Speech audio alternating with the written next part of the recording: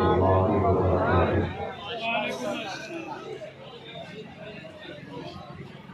इन्नल हम्दलिल्लाहि नहमदुहु व नस्तईनुहु व नस्तगफिरुहु व नु'मिनु बिही व नतवक्कलु अलैहि व नऊज़ु बिल्लाहि मिन शुरूरि अनफुसिना व मिन सय्यिआति अअमालिना। मन यहदिहिल्लाहु फला मुज़िल्ल लहु व मन युज़लिलहु फला हादिय लहु व नशहदु अल्ला इलाहा इल्लल्लाहु वहदहु ला शरीका लहु व नशहदु अन्न सय्यदना व मौलाना मुहम्मदन अब्दुहु व रसूलुहु। अम्मा बअदु फ़अऊज़ु बिल्लाहि मिनश शैतानिर रजीम। बिस्मिल्लाहिर रहमानिर रहीम। क़ाल मूसा लिक़ौमिहि इस्तईनु बिल्लाहि वस्बिरू इन्नल अर्ज़ लिल्लाहि युरिथुहा मन यशाअु मिन इबादिही। वक़ाल अल्लाहु तबारक व तआला fill क़ुरआनिल Majeed अतक़्तुलूना रजुलन on यक़ूल rabi Allah. सदक़ल्लाहुल Azeem. क़ील हुब्बुल वतनि Minal Iman. All compliments, all physical prayer and all monetary worship are for Allah. Peace be upon you, O Prophet, and Allah's mercy and blessings. Peace be upon us and righteous slaves of Allah subhanahu wa ta'ala. I bear witness that no one is worthy except of Allah subhanahu wa ta'ala. In the name of Allah, the most gracious, the most merciful.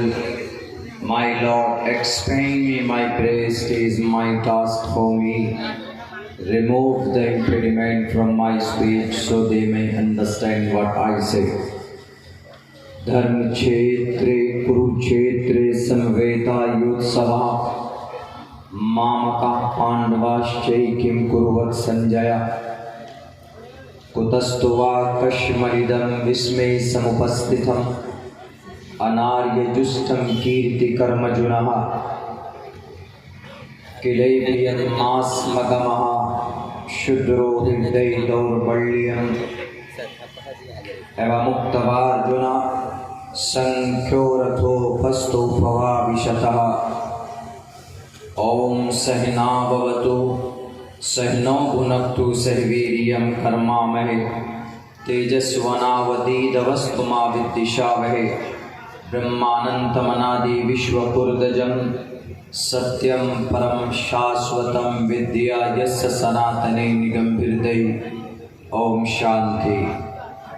सदर मोहतरम, stage पर तशरीफ़ फरमा मुअज़्ज़ज़ अकाबिर उलमाए किराम और इस पिंडाल के नीचे तशरीफ़ फरमा हमारे दीनी, ईमानी, समाजी भाइयों और घरों में बैठकर, पर्दे में बैठकर इस जलसे को सुनने वाली हमारे समाज की इज़्ज़तदार माँ और बहनों। मुझसे पहले बड़ी मुअज़्ज़ज़ और मुस्तनद हस्तियों का बयान हो चुका है। मैं कोई बहुत बड़ा आलिम नहीं हूँ, एक छोटा सा अदना सा तालिब इल्म हूँ। मुझसे भी ज़्यादा मोतमद और मुस्तनद उलमाए किराम की मौजूदगी इस स्टेज पर है। उन लोगों के बीच में अपनी ज़ुबान की इस्लाह की गर्ज़ से कुछ बातें शुहदाए इस्लाम के ताल्लुक़ से पेश करना चाहता हूँ। साथियों, वक्त वैसे काफ़ी हो चुका है। कल यानी 15 अगस्त की रात को मेरा प्रोग्राम उत्तर प्रदेश बहराइच शहर में था, क़ल्ब शहर में। 12:20 पर मेरी वहाँ पौने 2 घंटे की तकरीर मुकम्मल हो चुकी थी और यहाँ 12:20-25 या 12:30 बजे मेरा नंबर आया है। मैं एक मशवरा देना चाहता हूँ। वो ये कि प्रोग्राम ज़्यादा से ज़्यादा असरअंदाज रात के 1 बजे तक हो सकता है, नहीं तो कोशिश ये करें कि आप 12 साढ़े 12 तक प्रोग्राम मुकम्मल करा लें। तो उसका फ़ायदा ये होता है कि इंसान ताज़ा दम होकर प्रोग्राम सुन लेता है और सोने का भी मौका मिलता है। अगले दिन आप आसानी से अपने काम पर भी जा सकते हैं। लेकिन ये आपके शहर का प्रोग्राम है, थोड़ी बहुत तरतीब आगे पीछे कर सकते हैं, बेहतर होगा, अच्छा होगा। देखिए, इस्लाम के लिए शुहदाए किराम की अगर फहरिस्त निकालेंगे, हमारे उलमा बयान करेंगे, तो यकीनन एक ऐसा उन्वान है, एक ऐसा मौजू है कि काफ़ी लंबा वक्त चाहिए।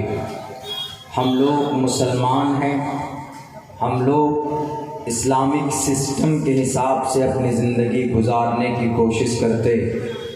अब से तकरीबन 1458 साल पहले इस मज़हब को रिप्लेस किया गया जनाबे मोहम्मद रसूलुल्लाह सल्लल्लाहु अलैहि वसल्लम के ज़रिए से, और सहाबाए किराम ने बड़ी कुर्बानियाँ पेश की है। आसानी के साथ ये पैगाम, ये मैसेज और इस्लामिक शरीयत हम तक यूं ही नहीं पहुंच गई, बल्कि बड़ी कुर्बानियाँ दी है, जिस्म के टुकड़े किए गए हैं, जिस्म को 2 हिस्सों में बांटा गया है, खून को पानी से भी ज़्यादा सस्ता जानकर बहाया गया है, तब जाकर ये दीन और ये शरीयत और ये इस्लाम का पैगाम हम तक पहुँचा। मैं दोनों तरह से बात करना चाहता हूँ। एक तो उस वक्त की शहादत थी इस्लाम के लिए, और ये अभी हमारे इस मुल्क को आज़ाद करने के लिए इसी इस्लाम पर चलने वाले लोगों ने अपनी जान की कुर्बानी पेश की, तब जाकर ये देश भी आज़ाद हुआ। चूँकि अभी 15 अगस्त बिल्कुल सामने गुज़रा, एक दिन पहले, इसमें भी हम शहीद हुए हैं बड़ी तादाद में। कल मेरे पास एक किताब, एक डिक्शनरी की PDF किसी ने हमारे पास भेजी। उसके अंदर भारत को आज़ाद करने में जो शुहदाए किराम के आंकड़े लिखे हैं, वो बहुत ही ज़्यादा साजिश का शिकार है। वो किताब कोई किसी दुकान वाले ने छाप कर नहीं लिखी, बल्कि गवर्नमेंट का उसके अंदर उनके हुक्म पर हुआ है। उस किताब का नाम द डिक्शनरी ऑफ मार्टर्स। ये 3 मरतबा हमारे भारत के अंदर ये किताब छप चुकी है, और इस किताब के अंदर भारत को आज़ाद करने के लिए जो फ्रीडम फाइटर, स्वतंत्रता सेनानी हैं, उनकी तादाद 13,500 बताई गई है। मेरी जहाँ तक सोच, जहाँ तक मेरी तहकीक है, और भी मुस्तनद, ऑथेंटिक और मजबूत और मुस्तनद जो इदारों की तहकीक है, उनके हिसाब से ये आंकड़ा गलत है।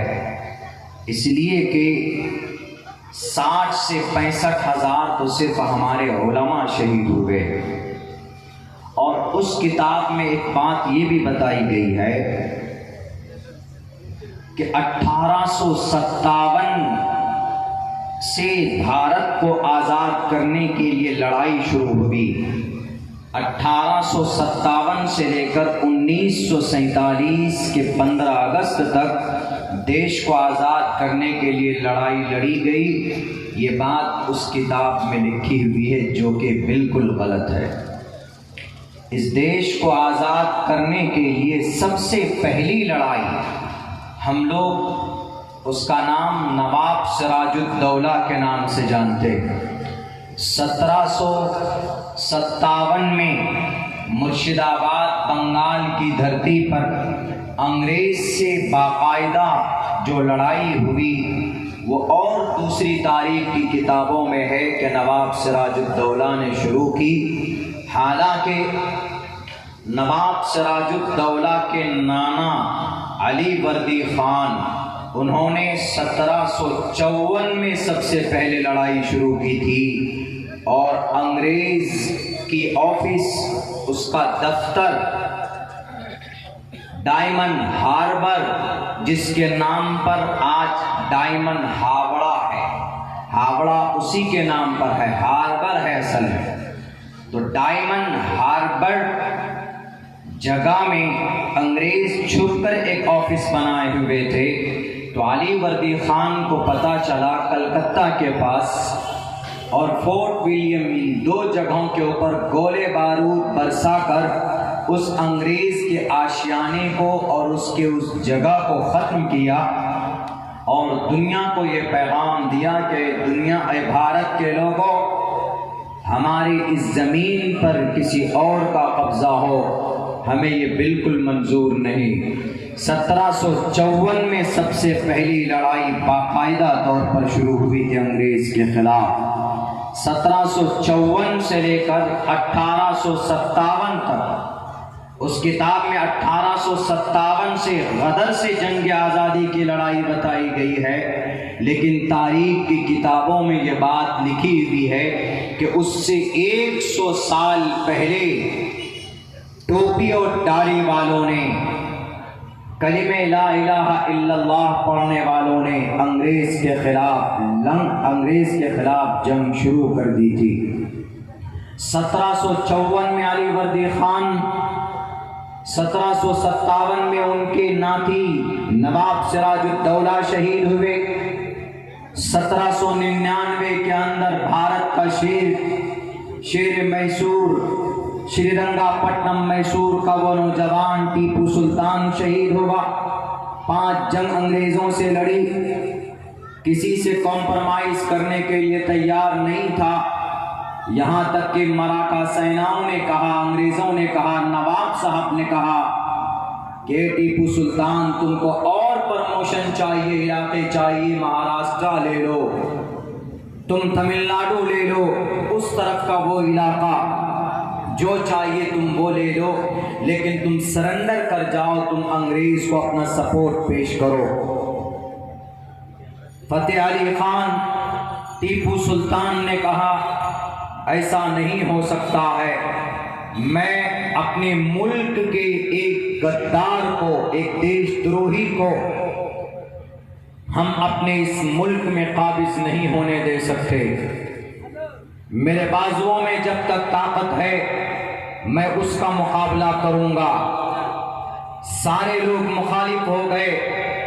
आसपास के जो राजा थे, टीपू सुल्तान से कहा कि तुम अपने जिद पर अड़े हो, तुम मान जाओ। उन्होंने कहा कि कुछ नहीं। नवाब साहब जो दाएं तरफ थे, उस नवाब साहब को कहा कि आप भी मुखालिफ हो जाएं, मैं आपका मुकाबला करूंगा। बाएं तरफ मराठा सेना था, उनसे भी कहा कि मराठा की सेनाओं आप मुखालिफ हो जाओ, मैं आपका मुकाबला करूंगा।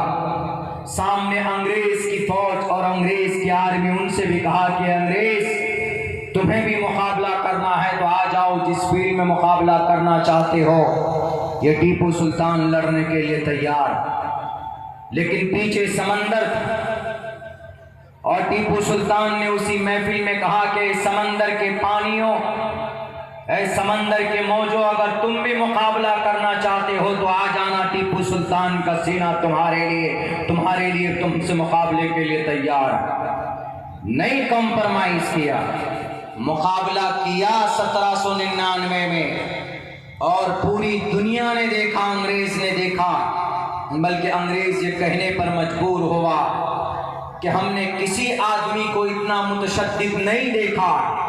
इस देश को आज़ाद कराने के लिए 2 ही आदमी बहुत ज़्यादा मुतशद्दिद थे, एक का नाम टीपू सुल्तान और दूसरे का नाम शेखुल हिंद रहमतुल्लाहि अलैह। ये 2 लोग थे।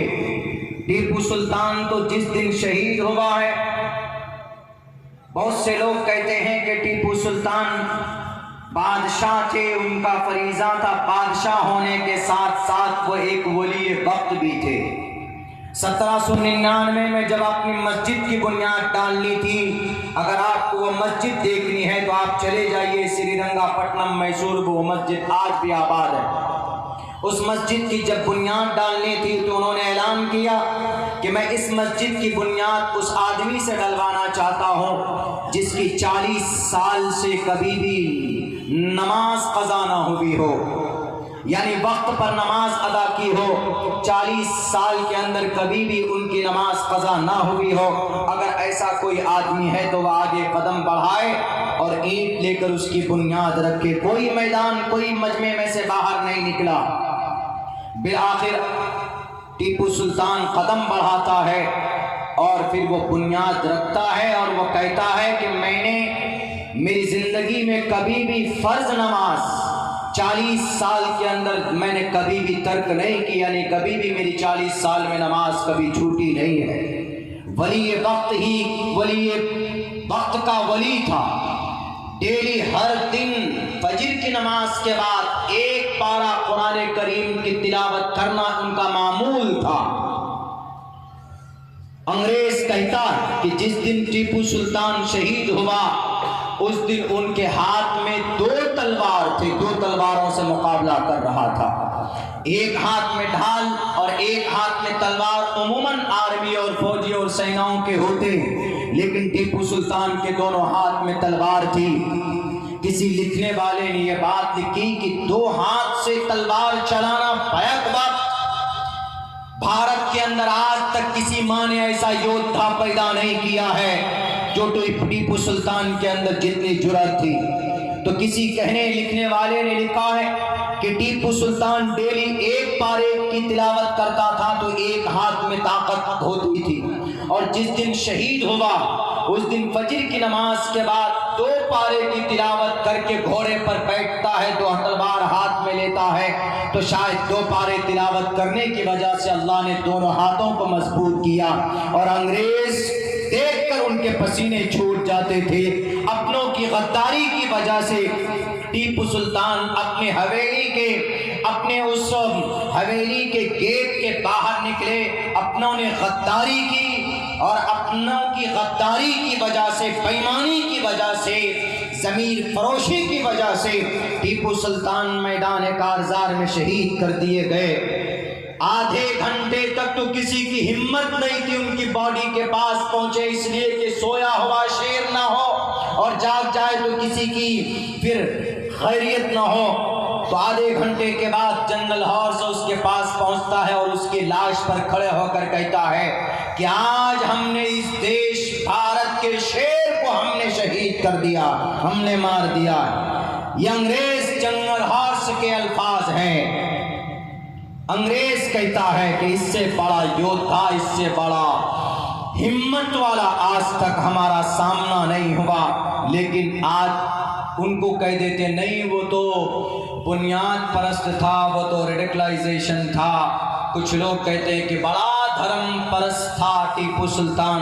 आप उनकी तारीख पढ़िए, उन्होंने बड़े बड़े कारनामे के मिसाइल बनाकर इस देश को अपने ज़माने में उस वक्त का मिसाइल लॉन्च करने वाला टीपू सुल्तान। किसानों के लिए लोन का सिस्टम, उस वक्त ब्याज पर, सूद पर, इंटरेस्ट पर लोन नहीं दिया जाता था, बल्कि एग्रीकल्चर लोन का सिस्टम जो आज नाफिज है ये टीपू सुल्तान का वजूद में लाया हुआ।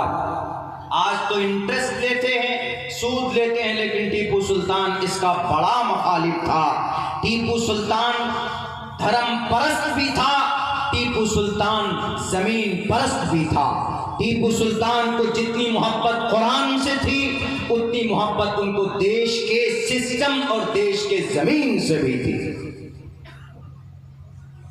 क्योंकि वो अंग्रेजों को शत्रु मानते थे। शत्रु, और शत्रु के खिलाफ लड़ना, शत्रु मतलब दुश्मन, दुश्मन के खिलाफ लड़ना, ये विष्णु के 8वें अवतार श्री कृष्ण जी का भी पैगाम है। मैंने वही मंत्र भी पढ़ा, श्रीमद् भगवत गीता का जो पहला श्लोक है, पहला मंत्र है, उसमें यही कहा गया है, धर्म क्षेत्रे कुरु कुरुक्षेत्रे धर्म क्षेत्रे कुरुक्षेत्रे समवेतायुत्सवः मामका पांडवाश्च किं कुर्वत् संजय। श्रीमद् भगवत गीता का श्लोक है। तलफ़ुज़ के अंदर में कोई गड़बड़ी नहीं हो सकती। एक तालिबे इल्म हूँ, मीनिंग भी जो मैंने याद किया है पंडित केवल आनंद जोशी की ट्रांसलेशन से, मेरे पास मेरे लैपटॉप में, मेरे टैब में, मेरे मोबाइल के अंदर वो मौजूद है, मैं आपको दिखा सकता हूँ। वो लिखते श्री कृष्ण जी कहते हैं अर्जुन को, पहले यहाँ तो जो पहला मंत्र है इसमें पांडवों और कौरवों के बीच में लड़ाई थी। किसकी लड़ाई थी? शत्रु की लड़ाई थी। एक तरफ धर्म की लड़ाई थी और एक तरफ अधर्मी लोग थे। कौरव अधर्मी बन चुके थे और पांडव धर्मी लोग थे, धार्मिक लोग थे। तो श्री कृष्ण जी अर्जुन के अब्बा धृतराष्ट्र पूछता है संजीव से कि बताओ जरा कि रणभूमि में मेरे बेटों का क्या हाल है, कौन जीत रहा है, कौन हार रहा है, जरा बताओ। तो इसी श्रीमद् भगवत गीता के पहले अध्याय के लास्ट का जो मंत्र है आखिर का, उसमें कहा गया कुतस्तुवा कश्मलिदम विस्मय समुपस्थितम अनार्य जुष्टम कीर्ति कर्मजुना। संजीव कहता है अर्जुन के अब्बा से, क्या आपको मालूम है आपके बेटे अर्जुन ने हथियार डाल दिए कौरवों के सामने में। अर्जुन बहादुर था, टीपू सुल्तान की तरह। अर्जुन कोई डरपोक नहीं था, 5 ही भाई थे इसलिए पांडु कहा गया उनको। तो उन्होंने कहा कि आपके बेटे ने कहा क्यों? कहा इसलिए कि सामने जो कौरव हैं वो भी उन्हीं के भाई हैं। सामने उनका गुरु है जिन्होंने तीर चलाना सिखाया था, सामने उनके उस्ताद हैं, सामने उनके फुफेरे भाई हैं, उनका फूफा है, उनका चचा है। अपनों के सामने कौन लड़ाई करता है? तो उसके बाद कहा कि नहीं वो अधर्मी हैं। लेकिन ये बात मैदान कारजार में कौन बताए? एक तरफ कौरव की सेना, एक तरफ पांडु की सेना है। उस वक्त फौरन हमारी श्रीमद् भगवत गीता हिंदू भाई के अकीदे के मुताबिक, हमारा अकीदा नहीं है, उनका अकीदा पेश कर रहा हूं कि जब कोई शत्रु आ जाए सामने, जब कोई दुश्मन आ जाए सामने, तो उनसे कॉम्प्रोमाइज नहीं किया जाता है। ये सिद्ध किया है हमारे भारत के अंदर हमारे मुसलमान भाइयों ने, हमारे मुस्लिम उलमाए किराम ने। तो कहा कि आप अर्जुन को कौन समझाएगा? तो फौरन कृष्ण जी आते, नमोदार होते और कृष्ण जी ने कहा अर्जुन को, कहा कि अर्जुन तुमने क्यों हथियार डाले, तुमने लड़ाई क्यों रोक दी? कुतस्तुवा कश्मलिदम विस्मय समुपस्थितम अनार्य जुष्टम कीर्ति कर्मजुनः एवं मुक्तवार्जुन संखोरतोपस्तोपवाविशतः एवं मुक्तवार्जुन। ए अर्जुन तुम मुक्ति हासिल करना चाहते हो, तुम नपुंसक मत बनो। ये लफ्ज है गीता में, तुम नपुंसक यानी बुज़दिल मत बनो। अर्जुन कहते हैं कि मैं क्यों मुकाबला करूंगा, मेरे अपने लोग हैं। तो फिर भगवान कहता है, ईश्वर श्री कृष्ण कहते हैं अर्जुन को कि जिन्हें तुम अपना कहते हो ये अपना नहीं है, ये शत्रु हैं, ये नास्तिक हैं, ये अधर्मी लोग हैं। इनका खात्मा करना तुम्हारे लिए जरूरी है, इनसे मुकाबला करना तुम्हारे लिए जरूरी है। अर्जुन को कौन कह रहे हैं? विष्णु के 8वें अवतार श्री कृष्ण जी। मेरे हिंदू भाइयों को शायद ये मंत्र तो याद होगा, श्रीमद् भगवत गीता में ही ये बात कही गई, यदा यदा ही धर्मस्य ग्लानिर्भवति भारत अभ्युत्थानम धर्मस्य तदात्मानं सृजामहे। कि जब जब जमीन के ऊपर जुल्म सितम का बाजार गर्म होता है तो आसमान से इंसानी रूप धारण करके परमात्मा जन्म लेता है और फिर परमात्मा आता है, अवतार लेता है और फिर उस बुराई का खात्मा करता है।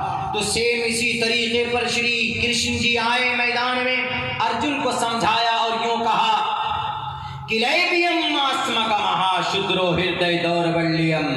ये अर्जुन हाथ में तलवार लो और अधर्मी लोगों का, शत्रुओं का विनाश करो, नाश करो, उनका मुकाबला करो। तो पता ये चला कभी कभी लड़ाई करना बहुत जरूरी हो जाता है। कभी कभी शत्रु सामने आ जाए तो उनका मुकाबला करना जरूरी हो जाता है। जैसे भारत के सामने चाइना खड़ा हो जाए तो लड़ाई करना जरूरी हो जाता है। हमारे देश के सिक्योरिटी को कोई तोड़ना चाहे तो देश के जो जितने भी हमारे आर्मी और जितने भी हमारे यहाँ के रक्षक हैं उनके लिए जरूरी बन जाता है देश की रक्षा करना। लेकिन इस देश के अंदर क्या धर्म फैलाया जाता है कि इस देश के अंदर हिंदुओं का दुश्मन मुसलमान है, मुसलमान का दुश्मन हिंदू है, जो कि गलत साजिश है, एक प्लानिंग है। हिंदू मुसलमान दुश्मन नहीं दोस्त है। मैं आऊंगा उस तारीख के ऊपर बताऊंगा कि भाई इस दोस्ती की वजह से ये देश आजाद हुआ था। 1920 के बाद जो तहरीक चली थी, मौलाना अबुल कलाम आजाद और गांधी जी ने मिलकर जो इस देश के मुसलमानों को जोड़ा था, मिलकर तब जाकर ये देश आजाद हुआ था। बैरक है, उससे पहले ये कहना चाहता हूं कि हमारे धर्म से जिंदगी गुजारने का तरीका और सलीका हमें बताया जाता है। आज धर्म के नाम पर लड़ा जाता है कि मोहम्मद ने ऐसा किया, इस्लामिक शरीयत के अंदर में इतनी सख्ती है, आजकल ये टोपी क्यों है, दाढ़ी क्यों है, मस्जिद क्यों है, शायद कुछ लोगों को यह तनाज़ है कि मंदिर क्यों है। मेरे भाइयों, भारत के संविधान के मुताबिक हर किसी को अपने अपने मजहब पर अमल करने की आजादी है। Freedom of conscience and free profession and practice propagation of the religion. धर्म की अच्छी बातों को पेश करना हर धार्मिक इंसानों का एक अधिकार है। पेश करना, मनवाना नहीं, पेश करना। हम ये बात कह सकते हैं अपने इस्लाम के बारे में कि इस्लाम में अच्छी चीजें हैं। हम पूरी दुनिया में बोल सकते हैं, ये अधिकार हमारा। हम पूरी दुनिया को बता सकते हैं कि Islam is the best religion to the entire world. पूरी दुनिया के अंदर इस्लाम बेहतरीन मजहब है, चूंकि ये हमें भारत का संविधान ये इजाजत देता। और जो लोग ये सोचे बैठे हैं कि नहीं, इस्लाम को जबरदस्ती जो लोग कबूल करवाते हैं, पहली बात तो इस्लाम खुद मना करता, ला इकराह फिद्दीन। इस्लाम को कबूल करवाने में कोई जोर जबरदस्ती नहीं होनी चाहिए। बहरकैफ एक धार्मिक इंसान ने इस देश को आज़ाद कराया, वो भी शहीद हुआ, वो भी शुहदाए इस्लाम में से उनका शुमार किया जा सकता है। मेरे भाइयों, बहुत से लोग सवाल करते हैं कि मुसलमान लोग इतने अपने धर्म के तई क्यों पागल होते, दीवाना होते। पता है, इस्लाम में है ही इतनी अच्छी बातें, इतनी खूबसूरती कि लोग जब एक मर्तबा उसको समझ जाता है तो फिर छोड़ने का मन नहीं करता। जैसे सहाबाए किराम की ज़िंदगी, उमर फारूक को ले लीजिए, उस्मान ज़ुन्नूरैन को ले लीजिए, अबू बकर सिद्दीक को ले लीजिए, जितने भी लोग थे। उमर फारूक तो इतने मुखालिफ थे इस्लाम के, इतने मुखालिफ थे, उनकी बांदी थी, उनको इतना मारा था कि अंधा कर दिया था इस्लाम के ख़िलाफ़। लेकिन जब सच्चाई जानी उन्होंने कि नहीं, इस्लाम तो गलत बातों की शिक्षा, गलत बातों से रोकता है, गलत बातों इंसान को ईश्वर जिस अल्लाह ने पैदा किया उस तक पहुँचाने का एक रास्ता, एक मेथड इस्लाम है। तब जिन जिन लोगों ने समझा और सोचा पहचाना, फौरन इस्लाम कबूल करते गए और फिर उनको लाख उन पर जुल्म सितम किया गया। लोगों ने, दुनिया ने जुल्म के पहाड़ तोड़े, लेकिन उन्होंने इस्लाम का दामन नहीं छोड़ा। लोग कहते हैं कि इस्लाम में बहुत सारे गलत अहकामात हैं। मिसाल के तौर पर पर्दा है। लोग बोलते हैं कि पर्दा ये तो बेटियों के ऊपर, औरतों के ऊपर ज़बरदस्ती है। पर्दे के पीछे एक हिकमत है। वो क्या हिकमत है, मैं आपको पेश करता हूँ आपके सामने। पर्दे के बारे में, बेटी को, नारी शक्ति को, उसका क्या सम्मान होता है कुरान के साथ। कुरान में तकरीबन 7 आयतें ऐसी हैं और 70 अहादीस ऐसे हैं जो औरतों की रक्षा और औरतों की इज्जत व आबरू के ऊपर बात करता है। साथ वेदों में भी है। वेदों में तो यहाँ कहा गया है कि यत्र नार्यस्तु पूजन्ते रमन्ते तत्र देवता तत्र तास्तु न पूजन्ते न रमन्ते न तत्र देवता। अगर बेटी की इज्जत न की जाए तो उस घर में ईश्वर नहीं आते, और अगर उस घर में बेटी की इज्जत होती है तो घर में ईश्वर आता। यत्र नार्यस्तु, यत्र जो आदमी, नारी यस्तु जिस आदमी के घर में नारी अस्ती नारी है, अहम अब्दुल्ला सालिम अस्ती, मैं अब्दुल्ला सालिम हूँ, अस्ती है के लिए इस्तेमाल होता, प्रीपोजिशन है संस्कृत में। यत्र नार यस्तु पूजन्ते, उसका सम्मान करता है। तत्र तास यत्र नार यस्तु पूजन्ते रमन्ते तत्र देवता, देवता उसमें बसता है। रमन्ते का मतलब बसना, घुसना, सरायत करना, आना। रमन्ते तत्र देवता तत्र तास्तु न पूजन्ते न रमन्ते न तत्र देवता। और जिस घर में बेटी की इज्जत ना हो, उस घर के अंदर में ईश्वर की कृपा नहीं होती। कुरान क्या कहता है, हदीस क्या कहती? अल्लाह के नबी फरमाते हैं इन्नल मरअत औरतुन इज़ा खरजत इस्तशरफ़हा शैतान। अगर औरत अपने घरों में ना रहे, खामखा यूं ही बाहर चली जाए, घूमने फिरने के लिए चली जाए, बिना ज़रूरत मार्केट में जाए बेपर्दा होकर, शैतान पीछे लग जाता है। इसलिए औरत ज़्यादा से ज़्यादा अपनी ब्यूटी को छुपाए। अल्लाह ने उनके अंदर कशिश रखी है, उस कशिश को छुपाए। अल्लाह ने उनकी आवाज़ में कशिश रखी है। अल्लाह ने उसको इज्जत की चीज़, घर की चीज़ बनाए। वक़र्न फ़ी बुयूतिकुन्न वला तबर्रजन तबर्रुजल जाहिलिय्यतिल ऊला। कुरान के साथ साथ हिंदू भाइयों का वैद भी खुले लफ्ज़ों में कहता, माती कौशल्प को कि समाज की माँ अपनी पिंडलियों को ढांप करके रखो। इस पर्दे का मकसद क्या है? बाहर ना जाए, किसी दूसरे की निगाह ना पड़े और फिर उसकी इज्जत महफूज हो, यही मकसद है। अगर इस पर अमल होगा तो जिना नहीं होगा।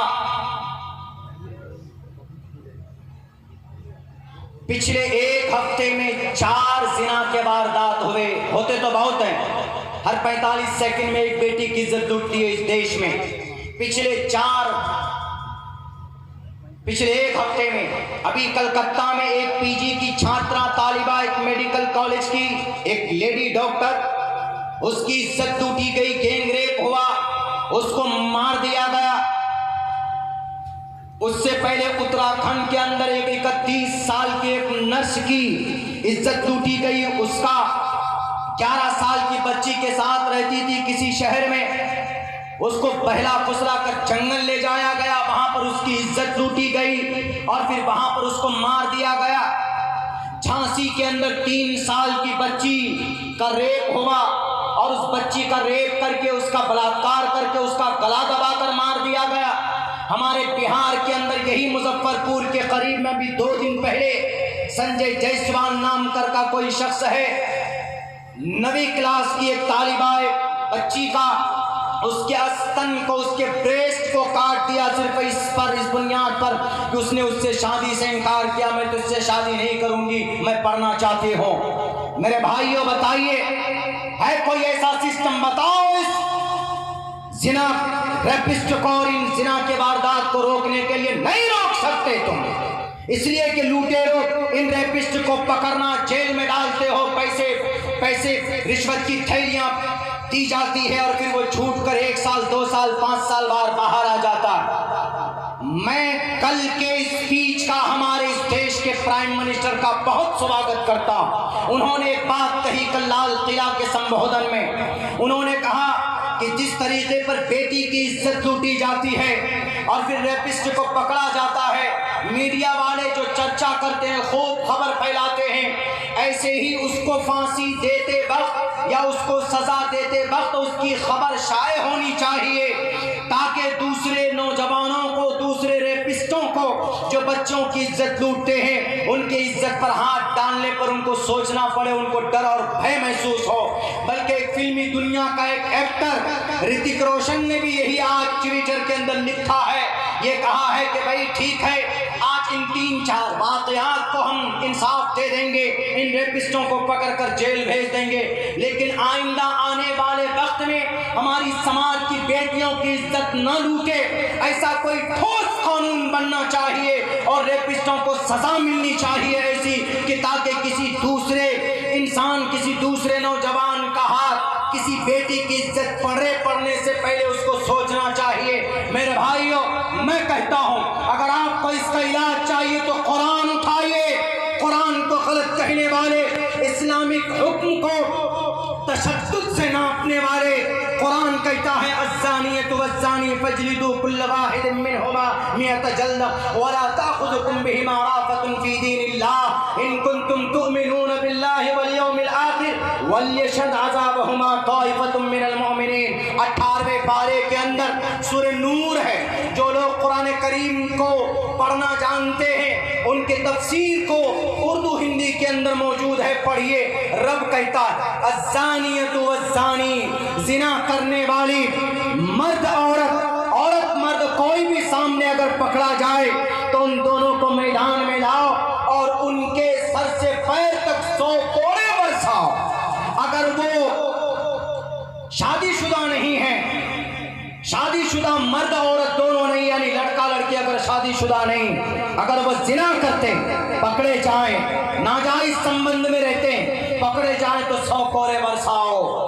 और अगर वो शादीशुदा है, मर्द भी जिना करने वाला भी, मर्द औरत दोनों, तो कुरान अल्लाह की जो भेजी हुई शरीयत है वो शरीयत कहती है कि उनको संसार करो, उनको रज्म करो, यानी कमर तक गड्ढा खोद कर उनको धसाओ और ऊपर से पत्थर मारो, उसका सर फटेगा, वो मर जाएगा तड़प तड़प कर या मर जाएगी तड़प तड़प कर।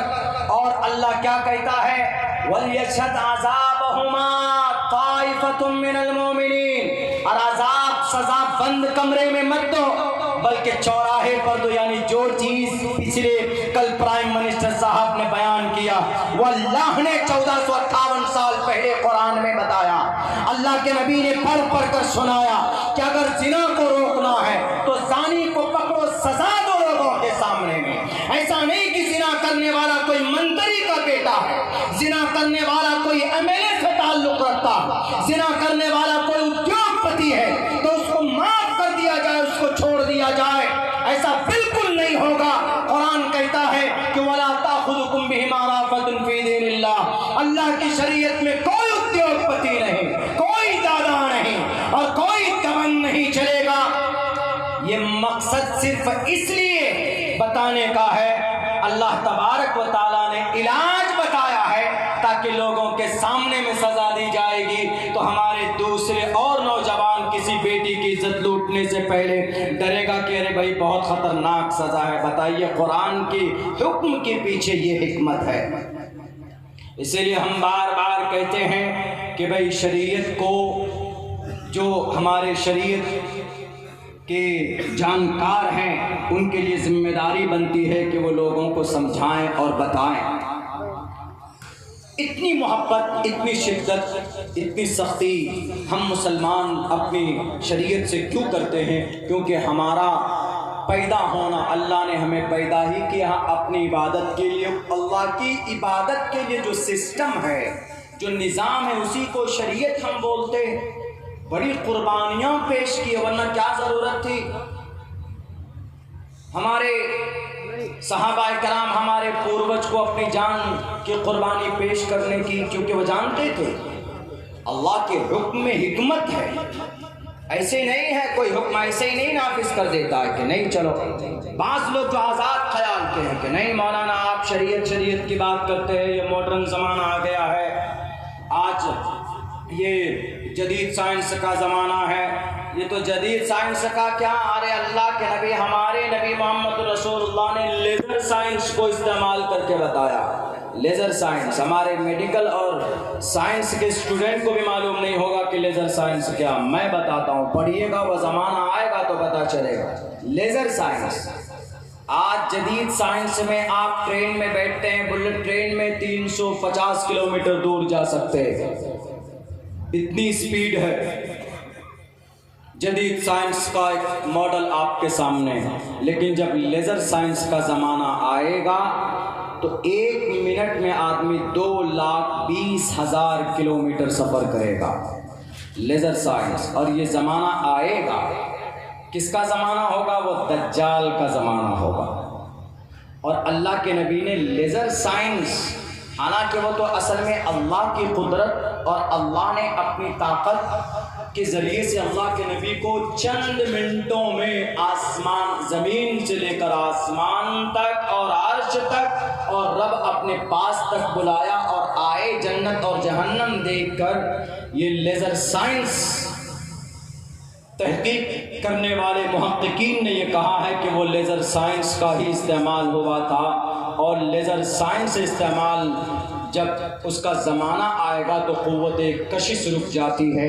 क़ुव्वत कशिश का मतलब लेज़र साइंस का ज़माना एक क़ुव्वत कशिश के ऊपर कब्ज़ा है। जैसे आप गाड़ी चलाते हैं, एक्सीलेटर लेते हैं तो गाड़ी ज़ोर से धक्का लगाती तो स्पीड होती, लेकिन जब लेज़र साइंस का ज़माना आएगा क़ुव्वत कशिश को, चूँकि एक हवा की एक ताकत होती है, उस हवा की ताकत को धक्के मार कर गाड़ी जाती है तब उसकी स्पीड बनती है। लेकिन जब क़ुव्वत कशिश रोक दी जाए तो आप छोटी सी चीज़ को फेंकेंगे तो चंद सेकंडों में वो कई किलोमीटर दूर जा सकता है, इसलिए कि रोकने वाली कोई ताकत नहीं है सामने, कोई हवा नहीं है। ये टॉपिक अब से बहुत बाद की है लेज़र साइंस। अगर मेरी तकरीर का वीडियो होगा उस ज़माने में जब दज्जाल आएगा तो शायद कहने वाला कहेगा कि भाई कुछ लोग थे जो इस पर तहकीक कर रहे, चूँकि उड़न तश्तरी दज्जाल का ज़माना कहते हैं कि एक कदम उसका मशरिक में होगा तो दूसरा मगरिब में होगा। ये ताकत उसके अंदर कहाँ से आएगी? ये लेज़र साइंस, ये सारी ताकत हालांकि अल्लाह की तरफ से पैदा की हुई है। अल्लाह ने कुरान में कह भी दिया हुआ है, यख़्लुक़ु मा ला तालमून, अल्लाह ऐसी चीज़ों को पैदा करेगा जिनको तुम नहीं जानते। इस वक्त हम जानते हैं लेज़र साइंस को नहीं जानते, लेकिन अल्लाह पैदा करेगा, वो सिस्टम वो निज़ाम बना दिया है, पैदा होगा, इस दुनिया के अंदर हो करके रहेगा। मेरे भाइयों, तो हम उस प्लेटफॉर्म से हैं, हम लोग इस्लामिक प्लेटफॉर्म से हैं, लेकिन ये इस्लामिक प्लेटफॉर्म ऐसा नहीं है कि इस देश से मोहब्बत नहीं सिखाता। देश की आज़ादी की शुरुआत 1754 में, 1757, 1799 में जब टीपू सुल्तान शहीद हो गए, अब कौन आएगा मैदान में? कोई योद्धा तो है नहीं, दोनों राजा महाराजा। एक लड़ाई बक्सर में हुई, पहली लड़ाई पुलासी में हुई, उससे पहले डायमंड हार्बर में हुई, उसके बाद मैसूर के अंदर होकर लड़ाई खत्म, बादशाह खत्म, ऐसे सरफिरे थे नहीं। अब अंग्रेज से कौन मुकाबला करेगा? अंग्रेज से कौन लड़ेगा?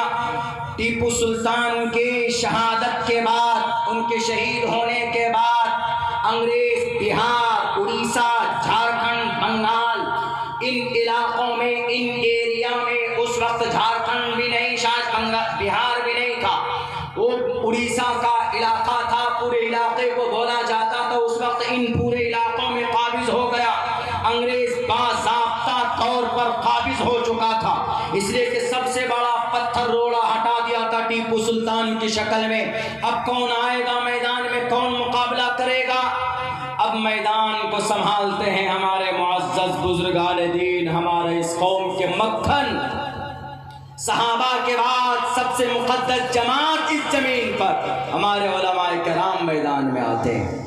और 1803 में शाह अब्दुल अजीज़ मुहद्दिस देहलवी रहमतुल्लाहि अलैह एक पर्चे पर एक फतवा निकालते हैं, और क्या कहते हैं? वो कहते हैं कि अंग्रेज से लड़ाई करना यानी जिहाद करना, अंग्रेज से मुकाबला करना, उनको इस देश से निकालना फ़र्ज़ और ज़रूरी हो चुका है, चूँकि ये मुल्क अब दारुल हर्ब बन चुका है। इसीलिए हर एक भारतीय के ऊपर ज़रूरी है, हर एक मुसलमान पर ज़रूरी है कि भाई वो अंग्रेज़ों से मुकाबला करे और उनसे दो दो हाथ करे। कौन? शाह अब्दुल अजीज़ मुहद्दिस देहलवी रहमतुल्लाहि अलैह, शाह वलीउल्लाह मुस्नदुल हिंद, शाह वलीउल्लाह मुहद्दिस देहलवी के बेटे।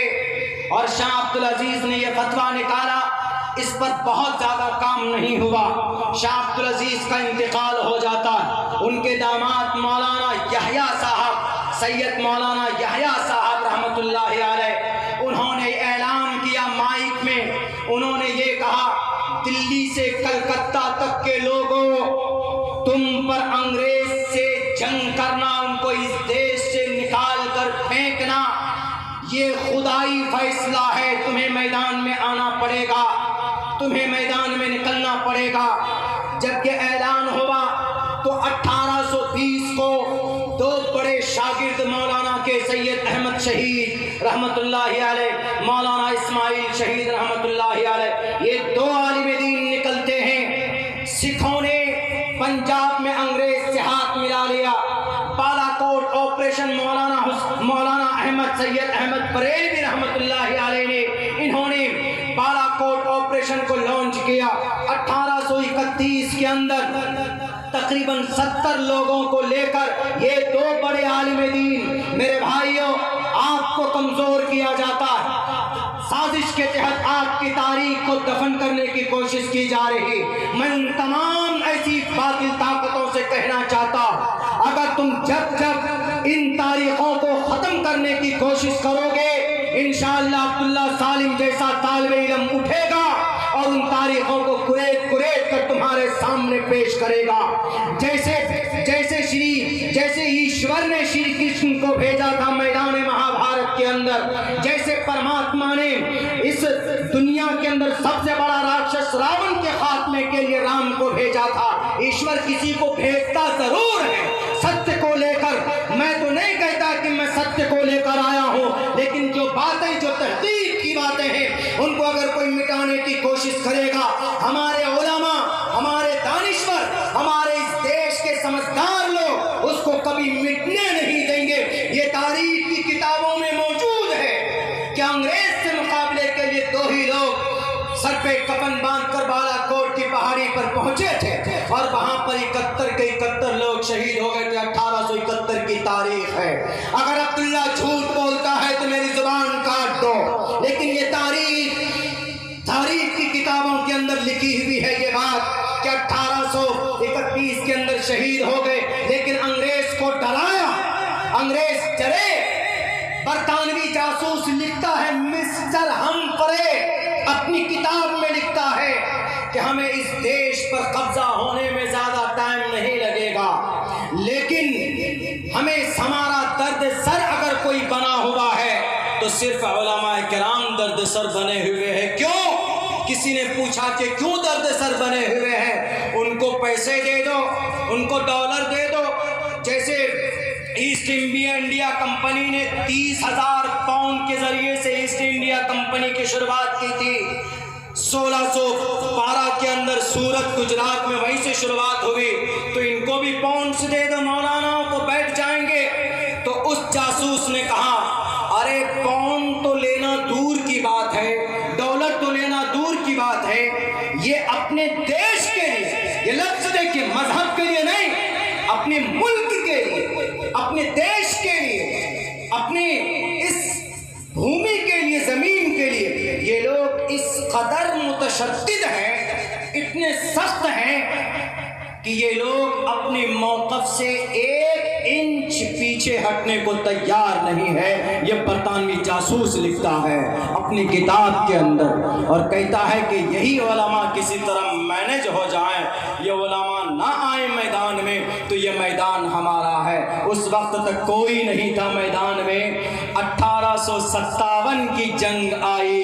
1857 का ज़बरदस्त दर्दनाक गदर हुआ और जंग हुई शामली के मैदान के अंदर। शामली के मैदान में जंग होती है और वहाँ पर उलमाए किराम नज़र आते हैं। एक तरफ मौलाना कासिम नानोतवी रहमतुल्लाहि अलैह, एक तरफ मौलाना अब्दुल रशीद गंगोही रहमतुल्लाहि अलैह, एक तरफ हाफिज जामिन शहीद रहमतुल्लाहि अलैह और एक तरफ और भी मौलाना यहया साहब, मौलाना विलायत अली, मौलाना किफ़ायत अली, मौलाना शौकत साहब, सारे मौलाना, सारे उलमा, ये सारे लोग वहाँ पर आए मैदान शामली के अंदर और अंग्रेज के खिलाफ मैदान को सामने, अपने हदफ को सामने रखकर उनसे मुकाबला किया।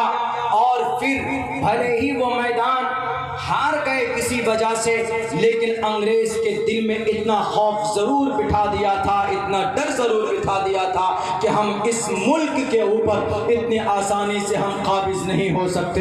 मेरे भाइयों, शामली के मैदान में वहाँ पर वो जंग हार चुके थे, लेकिन दर्द बैठ चुका था।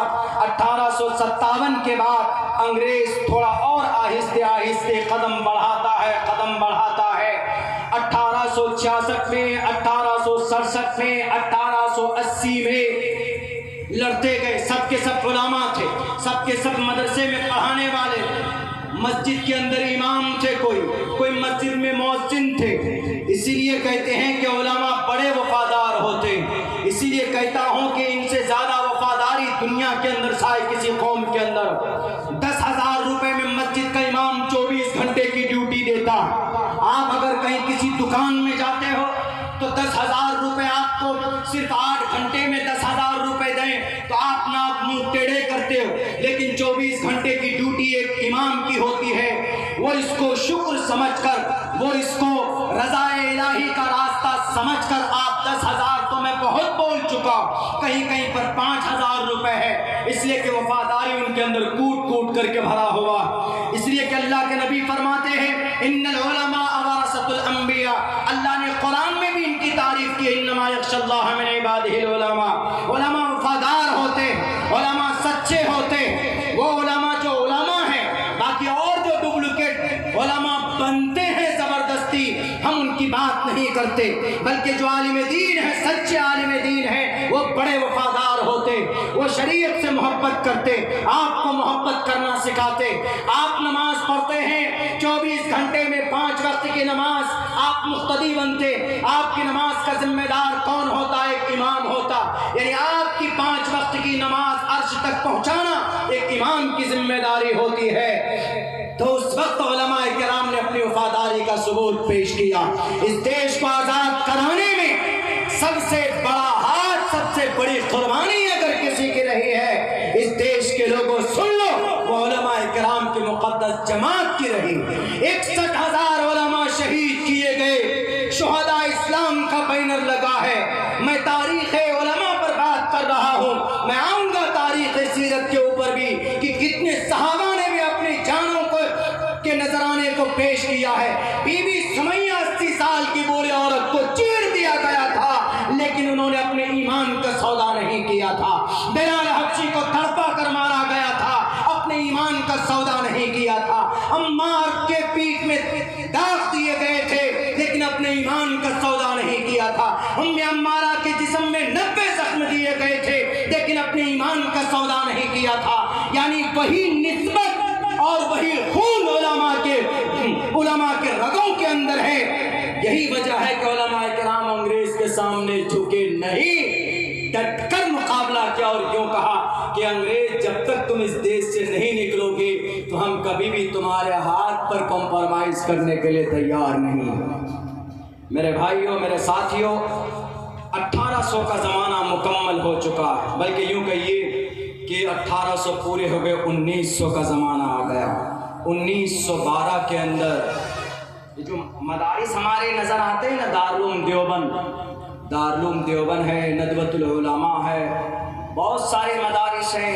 मकतबे बरेलवी फ़िक्र के मकतबे की भी मदारिस हैं, अहले हदीस मकतबे फ़िक्र के लोगों के भी बड़े बड़े मदारिस हैं।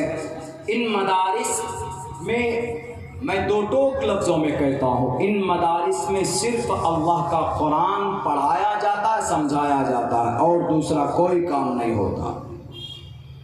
एक अंग्रेज़ यहूदी को शक हुआ कि नहीं भाई, इन मदरसों के अंदर कुछ गड़बड़ ज़रूर है, यहीं से इन उलमा को पावर, इनको ताकत दी जाती है। आखिर देखता हूँ क्या है। तो एक अंग्रेज़ यहूदी, दारुल देवबंद 1866 में बुनियाद डाली गई, दो काम के लिए, कुरान समझने समझाने के लिए और अंग्रेज़ को भगाने के लिए, दो मकसद के लिए। तो एक यहूदी आकर उस वक्त के जो मुहतमिम थे हज़रत क़ारी तय्यब साहब रहमतुल्लाहि अलैह, तो उनसे पूछा, ख़त में लिखता है कि I want to come to Darul Deoband, मैं दारुल देवबंद आना चाहता हूँ, देखना चाहता हूँ, आपके दारुल को देखना चाहता हूँ। उन्होंने कहा कि मोस्ट वेलकम, आइए, नो प्रॉब्लम, कोई दिक्कत नहीं। वो आए, आने के बाद कहा कि मुझे दारुल ज़रा दिखाएं, आपका दारुल कहाँ? दिखाया, कहा कि इज़ दिस दारुल देवबंद, ये आपका दारुल है, इतना छोटा? तो क़ारी तय्यब साहब ने कहा कि what's your thought about Darul, आप क्या समझते थे दारुल के बारे में, बताइए। तो उन्होंने कहा कि आई थॉट, मैंने ये सोच रखा था कि दारुल, दिल्ली है ना आपकी, दिल्ली कितना बड़ा शहर है, इतनी बड़ी दिल्ली आपके दारुल के एक कोने में आ जाएगा, नाम इतना बड़ा था दारुल का, इतना बड़ा नाम था कि आपके कोने में आ जाएगा। दिल्ली इतनी बड़ी शहर है, इतना बड़ा शहर है, इतनी बड़ी दिल्ली है, तो आपके दारुल के कोने में आ जाएगा, यानी इतना बड़ा दारुल होगा। तो कारी साहब ने कहा कि दारुल इमारत का नाम नहीं है, दारुल बिल्डिंग का नाम नहीं है, बल्कि कहा कि ओस्लो, नॉर्वे की राजधानी ओस्लो, नॉर्वे जाएंगे तो वहाँ 6 महीने तक दिन, 6 महीने तक रात, कहा आप वहाँ जाएं, वहाँ जाएंगे तो आपको वहाँ पर भी अगर कोई मस्जिद में या मकतब में या कहीं पर भी दीन का, शरीयत का कोई काम हो रहा है, आप उसको कुरेद कर देखेंगे तो वहाँ पर आपको दारुल नजर आएगा। मतलब यानी दीन की कोई भी तहरीक कहीं पर चल रही है तो उनकी निस्बत दारुल से है, यानी इस मदरसे से है। उन्होंने कहा कि दारुल एक तहरीक का नाम है, मदरसा एक तहरीक का नाम है। आज इंक्वायरी बताना चाहते हो, बताओ, आज उसको तुम शक की निगाह से देखना चाहते हो, देखो, लेकिन जब यही दारुल के बानी मवानी अंग्रेज की गोली के सामने में कनपट्टी पेश किया था कासिम नानोतवी ने, उस वक्त तुम्हारा वजूद नहीं था, उस वक्त तुम्हारा शक कहाँ गया था, उस वक्त तुम चापलूस थे दुनिया के लोगों। कासिम नानोतवी की कनपट्टी पर गोली इधर से लगी, इधर से निकल गई, बचेगा कोई नहीं बच सकता, बेहोश होकर गिर गए। आधे पौन घंटे में होश आता है, खड़े हो जाते, हाथ में तलवार लेते हैं, जिस अंग्रेज ने गोली चलाई थी उसका सर तन से जुदा करते हैं और कहते हैं कि अंग्रेज जब तक कासिम के बॉडी पर खून का एक कतरा है तुम इस देश पर काबिज नहीं हो सकते, इस देश को लूट कर नहीं ले जा सकते। हमारे मदारिस पर इंक्वायरी बैठाने वालों, हमारे मदारिस के ऊपर तहकीक करने वालों, जरा उन उद्योगपति के बैंकों को खंगाल कर देखो जो 20-20, 25-25, 5-5 हजार करोड़ रुपए अपनी शादियों में खर्च करते। जरा उनके प्रॉपर्टी को जांच कर देखो, जो करोड़ों रुपए जिनके स्विस बैंक में पड़े हुए हैं, गोवा के अंदर पड़े हैं, कन्याकुमारी में पड़े हैं और जनाब शिमला में पड़े हुए, उन लोगों को भी टटोल कर देखो। इन मदारिस में क्या मिल सकता है? कुरान के नुस्खे मिल सकते। इन मदरसों में क्या मिल सकता है? इनकी किताब, अगर इनके संदूक खोल कर देखोगे तो मिसवाक मिलेंगे, अदर की शीशी मिलेगी, 2 जोड़ी फटे पुराने कपड़े मिल सकते हैं, तीसरी कोई चीज आपको नहीं मिल सकती। लेकिन आप इनके ऊपर शक करते हो। कल रात 3 बजे मैं अपने मदरसे से निकला, मुझे मुजफ्फरपुर आना था, मुजफ्फरपुर से बहराइच के लिए गाड़ी पकड़नी थी। 2:30 बजे मैं जागा हूँ तो मैंने घूम करके देखा मेरे बच्चे जग रहे थे मेरे स्कूल के। मैंने बच्चों से पूछा कि अभी जागने का कौन सा टाइम है, अभी क्यों जागे हो? उन्होंने कहा कि सर कल 15 अगस्त है, सुबह 15 अगस्त की तैयारी कर रहे, हम लोग झंडा फहराएंगे। ये मोहब्बत होती है बच्चों के अंदर जो तुम छीन नहीं सकते हैं। हमारे मदरसों में, हमारे मकातिब में मोहब्बत बताई जाती है, अमन और शांति का पैगाम समझाया जाता है। सबसे ज्यादा खुश और सबसे ज्यादा खुशी का जो माहौल पैदा करते इन्हीं स्कूल और मदारिस के बच्चे पैदा करते। और आज इन मदरसों को बंद करना चाहते। दारुल देवबंद की जब बुनियाद डाली गई थी मेरे भाइयों, दारुल देवबंद की बुनियाद डालने में बड़े बड़े उलमा थे, बड़े बड़े।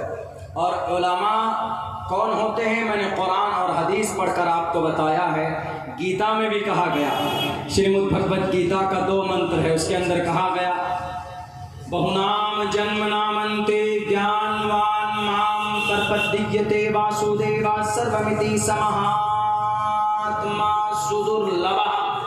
समहात्मा, इंसान महात्मा कब बनता है? जब उसके अंदर ज्ञान आता है, जब उसके अंदर इंसानियत आती है, तब वो इंसान क्या बनता है? महात्मा बनता है। हमारे इस देश के बापू मोहनदास करमचंद गांधी, इनको महात्मा क्यों कहा जाता? ऐसे महात्मा बन गए कि नहीं सत्याग्रह में आए और उन्होंने आंदोलन शुरू किया? नहीं, उसके साथ साथ उनके अंदर इंसानियत थी। वो जुल्म के खिलाफ थे, वो तशद्दुद के खिलाफ थे। महात्मा कितनी बड़ी इंसानियत थी, मैं कई जगह बोल चुका हूं, आज फिर बताता हूं। यही चंपारण, मगरिबी मशरिकी चमशाद मगरिबी चंपारण के बेतिया में महात्मा जी की जान बचाने वाले कौन? बतख मियाँ चंपारण के। जहर दे दिया गया था तो उस शख्स ने जहर को खुद से पी लिया था। एक कौन? बतख मियाँ अंसारी, एक कलमा पढ़ने वाला। गांधी जी को किसी ने पैंट शर्ट में देखा, किसी ने कोट में टाई में देखा? नहीं देखा। बहुत मुश्किल से आपको मिल जाए तो मिल जाए, नहीं तो नहीं देख से पाएंगे। वो इतनी बड़ी प्रॉपर्टी के मालिक है, इतने बड़े पढ़े लिखे, बैरिस्टर थे। बैरिस्टर कब होता है? लॉयर होता है, एडवोकेट होता है। आप कहेंगे कि लॉयर को एडवोकेट बोलते? नहीं, एडवोकेट को लॉयर बोल सकते, लॉयर को सिर्फ एडवोकेट नहीं बोल सकते। लॉयर होता है, एडवोकेट होता है, बैरिस्टर होता है। ये 3 दर्जे होते हैं इनकी तफसील बयान करूंगा फिर कुछ और हो जाएगा। तो इसीलिए इतना समझिए कि बैरिस्टर थे, बहुत ज़्यादा इंटेलिजेंट, पढ़े लिखे, अफ्रीका में प्रैक्टिस कर रहे थे, लंदन से पढ़े। इनके उस्ताद ने कहा, इनके सियासी रहनुमा ने कहा, इनके उस्ताद का नाम बोल रहा हूँ, उन्होंने कहा कि तुम यहाँ पर क्या कर रहे हो? देश में जाओ, तुम अपने भारत में जाओ, वहाँ पर जाओ, अंग्रेज के खिलाफ आंदोलन शुरू करो, सत्याग्रह का आंदोलन चल रहा है, जाओ शुरू करो, उसमें शरीक हो। तो निकले, फौरन आए। आने के बाद में वो अपने दोस्त के घर आए। कहाँ? चंपारण। अपने दोस्त से कहा कि मैं वहीं से शुरू करना चाहता हूँ सत्याग्रह, मैं तुम्हारे यहाँ आऊँगा, रुकूंगा, खाना खाऊंगा और आशीर्वाद लूँगा अपने माता का, औरतों का, तब मैं वहाँ से शुरू करूँगा। तो गांधी जी आए, खाना खाया, और भी लोग थे। तो लास्ट में गांधी जी ने कहा कि मैं सबसे तो मिल चुका हूँ, लेकिन घर की जो औरतें हैं, नारी शक्ति, मैं उनसे भी दुआ लेना चाहता हूँ, उनके भी आशीर्वाद चाहता हूँ। तो कहा ठीक है बेटी, हमारे घर में 2 औरत है, एक मेरी बीवी, एक मेरी माँ है। उस शख्स ने कहा ठीक है, मैं बारी बारी भेजता हूँ। पहले माँ को भेजा, माँ आई, आशीर्वाद दी, 1-2 मिनट बात करके फिर चली गई। उसके बाद 5 मिनट के बाद उनकी बीवी आई, वो भी 2-3 मिनट रुककर चली गई। तो गांधी जी कहते हैं कि मैं अलग अलग नहीं, मैं एक साथ आशीर्वाद देना चाहता हूँ, दोनों औरत, दोनों हमारी बहन और हमारी माता की। तो वो आदमी शर्म के मारे कुछ बोल नहीं रहा था कि मैं कैसे बताऊं मेरी प्रॉब्लम, मैं दोनों को एक साथ नहीं भेज सकता। तो गांधी जी ने कहा कि नहीं भाई, मैं दोनों नारी शक्ति से एक साथ हाथ रखना चाहता हूँ, रखवाना चाहता हूँ अपने सर पर, दोनों को आप बुलाएं। तो मजबूरन कान में गांधी जी से कहा कि गांधी जी, ये तो हम आपका सपना पूरा नहीं कर सकते। कहा क्यों नहीं कर सकते? कहा कि मेरे घर में सिर्फ एक ही साड़ी है, बाकी एक फटा हुआ लिबास है, फटी हुई एक जोड़ी है जिसे पहन कर नहीं आ सकते। एक ही सही सलामत साड़ी है, उसको जब मेरी बीवी पहनकर आपके सामने आती है तो मेरी माँ वहाँ पर फटा हुआ जोड़ा पहन कर बैठती है, और जब माँ पहनती है तो मेरी बीवी उसको फटा हुआ जोड़ा पहनती है। गांधी जी ने कहा कि ऐसा क्यों? कहा इतनी गुर्बत है, हमारे पास इतने पैसे नहीं हैं। उसी दिन गांधी जी ने ये तय किया कि जब हमारे इस देश के आवाम इतनी गुर्बत में है तो मैं कोट पैंट टाई नहीं पहनूंगा। उसी दिन से उन्होंने यह अज़्म किया कि मैं धोती में ज़िंदगी गुजारूंगा, और पूरी 2 धोती में पूरी ज़िंदगी उन्होंने गुजार दी। ये थी मानवता, यह दर्द। हालांकि वो चाहते तो बेहतर से बेहतर पहन सकते थे, 10 लाख जोड़ा पहन सकते थे, 10 लाख रुपए का एक जोड़ा, जैसे आजकल के लोग पहनते। 3 लाख रुपए का पेन इस्तेमाल करते हैं, 15-20 लाख रुपए का जोड़ा पहनते हैं गद्दी पर बैठने के बाद बहुत से लोग। तो ये है, इसीलिए ऐसे ही उनको महात्मा का खिताब नहीं मिला। महात्मा का खिताब भी किसी मुस्लिम ने उनको दिया, तब जाकर महात्मा बनता है, तब जाकर दूसरों के लिए जो फिक्रमंद हो उसको महात्मा कहा जाता है। हमारे नबी को भी महात्मा कहा गया, संस्कृत में नराशंस महाप्रिय मसीह के। नराशंस ऐसे होंगे जो महाप्रिय, बहुत ज्यादा पसंद किए जाने वाले होंगे, महाप्रिय मसीह के पूरे वर्ल्ड में। गांधी गांधी जी तो भारत में बहुत ज्यादा प्रिय मित्रता मिली इनको, लेकिन जनाब मोहम्मद रसूलुल्लाह को नाराज एक ऐसा आदमी कि महाप्रिय, जो इतने प्रिय थे, जो थे, महा बड़े के लिए बोला जाता, महात्मा गांधी महापुरुष, ये आदमी महात्मा है। आत्मा अंदर की शक्ति को आत्मा को बोलते, महात्मा लगा देते हैं इसी के साथ में।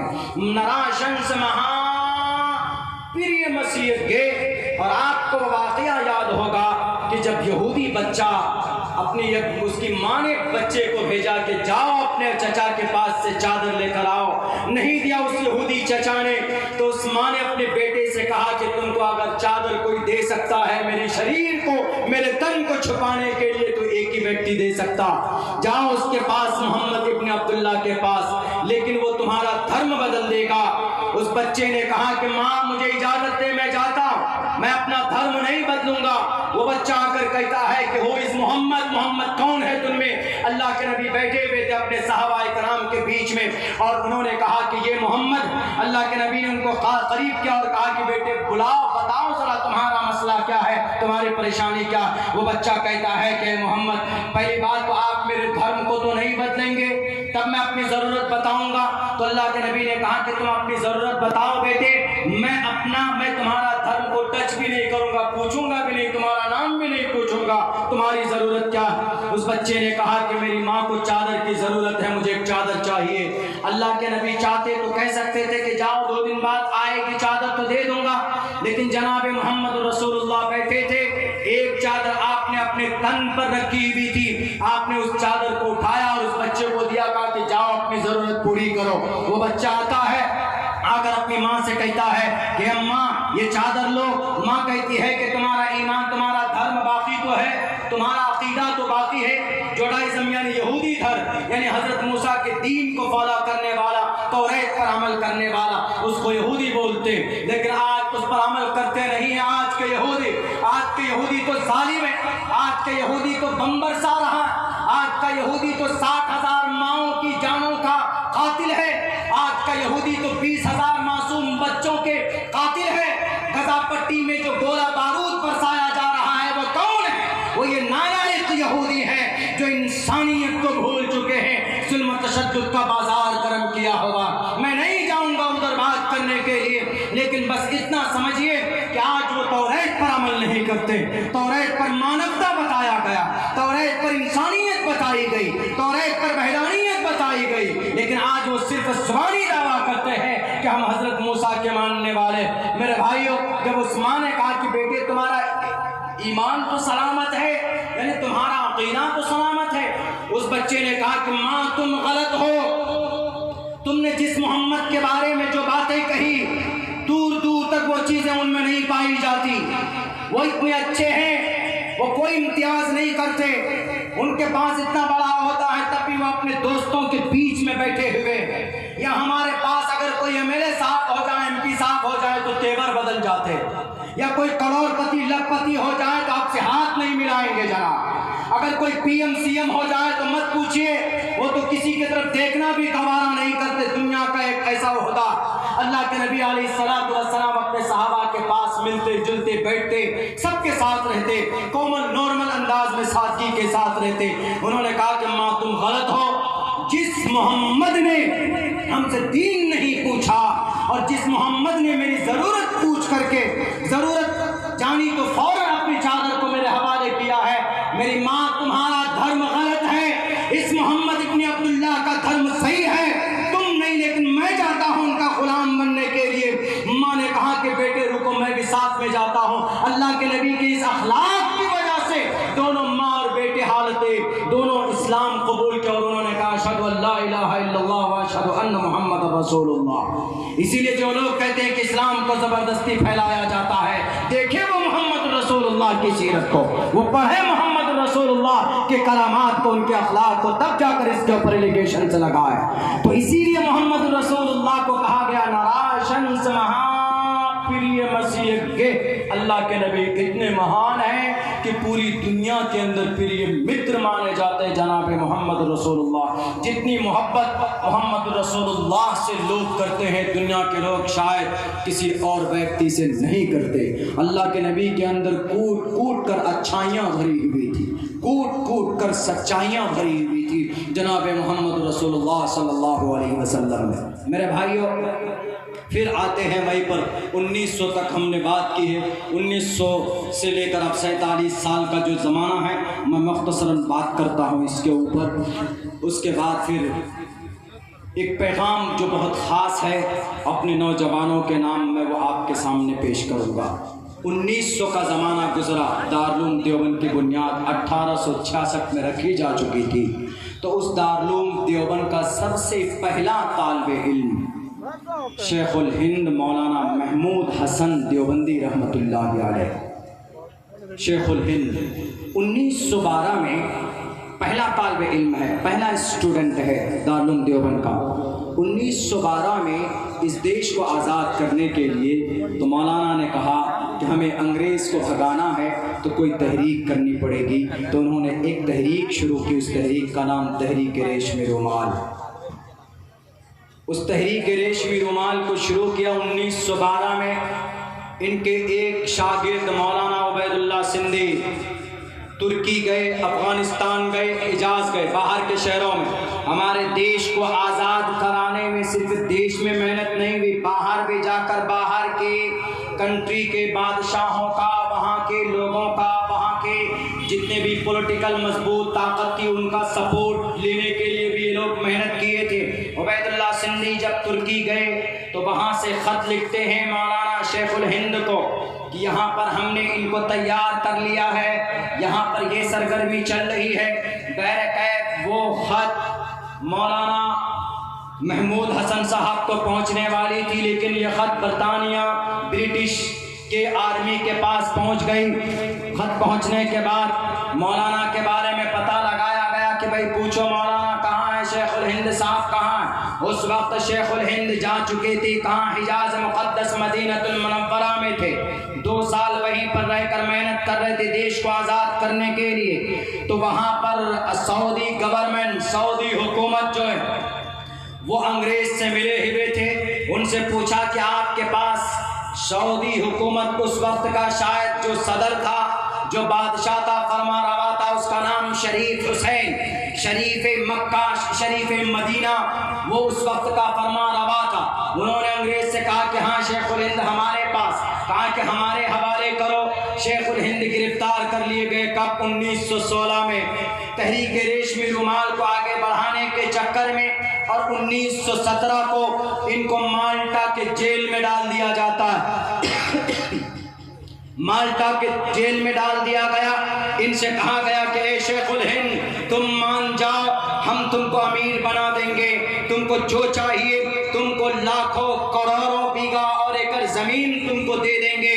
लेकिन शेखुल हिंद ने वही जवाब दिया जो टीपू सुल्तान ने 1755 में जो जवाब दिया था। उन्होंने कहा कि अंग्रेज़, अगर जब तक मेरी बॉडी में खून का आखिरी खतरा या आखिरी सांस रहेगा उस वक्त तुझे निकालने की बात करता रहूँगा। तो हमारे मुल्क को तू खोखला कर चुका है, हमारे मुल्क को तू लूट चुका है, मैं तुमसे कभी भी डरने वाला नहीं हूँ। इसीलिए कहा जाता है कि अंग्रेज से जितनी नफरत टीपू सुल्तान और शेखुल हिंद को थी, इतनी नफरत दूसरे किसी फ्रीडम फाइटर को नहीं थी, इतनी नफरत किसी दूसरे स्वतंत्र सेनानी को नहीं थी जितनी नफरत इन लोगों की थी। कासिम, ये शेखुल हिंद कहाँ से निकले थे? उसी दारुल देवबंद से निकले थे जिस पर आज जीएम को भेजकर जांच कराया जाता। उसी दारुल देवबंद का सबसे पहला तालिब इल्म यही शेखुल हिंद मौलाना महमूद हसन देवबंदी रहमतुल्लाहि अलैह थे। इनको माल्टा भेज दिया गया। 3 साल तक माल्टा में रहे। किसी ने कहा कि आपको जेल भेज दिया है, आप जेल में सड़ रहे हैं, आप सिर्फ एक मर्तबा कह दो कि हम अंग्रेज को सपोर्ट करते हैं, तो उसके बाद देखिए आपकी जिंदगी के अंदर कितनी आराम और कितनी ऐशो इशरत आपकी जिंदगी के अंदर होगी। तो मौलाना ने क्या जवाब दिया? मौलाना ने कहा ये तो हमारे नबी की सुन्नत है, हमारे नबी भी तौहीद के लिए, अपनी शरीयत के लिए, अपने इस्लाम के लिए 3 साल तक अबू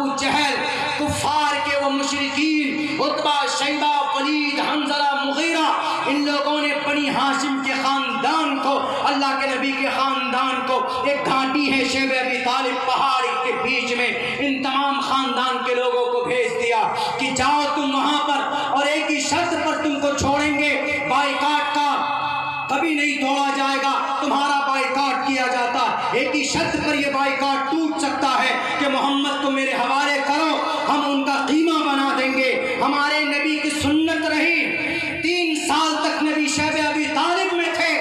अगर शेखुल हिंद उसका आशिक और उसका गुलाम भी अगर 3 साल तक माल्टा में जाता है तो मेरी खुश नसीबी है कि भाई कल क़यामत में कह सकूंगा, ए अल्लाह के नबी, आपने जिस शरीयत की हिफाजत के लिए, तबलीग के लिए 3 साल तक आप शब अबी तालिब गए, उसी शरीयत के हुक्म को देखते हुए उसकी बका के लिए, मैं अपने देश और अपनी शरीयत की बका के लिए मैंने भी उस तरीके को अपनाया है। अल्लाह के नबी, मैं भी 3 साल तक माल्टा में रहकर आया हूँ, इसीलिए कहा कि जाओ भूल जाओ, ये 3 साल नहीं, अगर 30 साल माल्टा में रहना पड़े तो ये हुसैन, ये शेखुल हिंद रहने के लिए तैयार है। मेरे भाइयों, ये होती है मोहब्बत मदारिस के पढ़ने पढ़ाने वालों में। जब शेखुल हिंद रहमतुल्लाहि अलैह माल्टा से बाहर आए, जब माल्टा में गए तो इनके 2-3 शागिर्द, कौन, शेखुल इस्लाम हुसैन अहमद मदनी रहमतुल्लाहि अलैह, इनको पता चला कि मेरे उस्ताद माल्टा चले गए। कहा अच्छा, 3 दोस्त मिला करके कहा कि मेरे उस्ताद जेल में हैं और हम यहाँ बैठे, चलो गिरफ्तारी दे दो। वो भी गए, अंग्रेज से कहा मुझे पकड़ो, मुझे हजरत के साथ रखो। जेल चले गए शेखुल इस्लाम, उनके साथ जेल में रहे। 4 जनाजा एक वक्त में मय्यत शेखुल इस्लाम के घर से निकलता है और उनको खबर की जाती है कम से कम एक मरतबा दीदार कर लीजिए। शेखुल इस्लाम हुसैन अहमद मदनी कहते हैं कि जाओ हौज़ कौसर पे कल क़यामत के दिन उनसे हमारी मुलाकात होगी। ये दिल और ये जिगर, ये गुर्दा किसी में हो सकता है तो शायद हमारे उलमाए किराम में ही हो सकता है, किसी और में हो नहीं सकता, क्योंकि वो जानते हैं शहादत का क्या मकाम, वो पहचानते। जब वो 1920 को निकल करके आए, आज टॉप 10 यूनिवर्सिटी में एक नाम जामिया इस्लामिया मिल्लिया का है।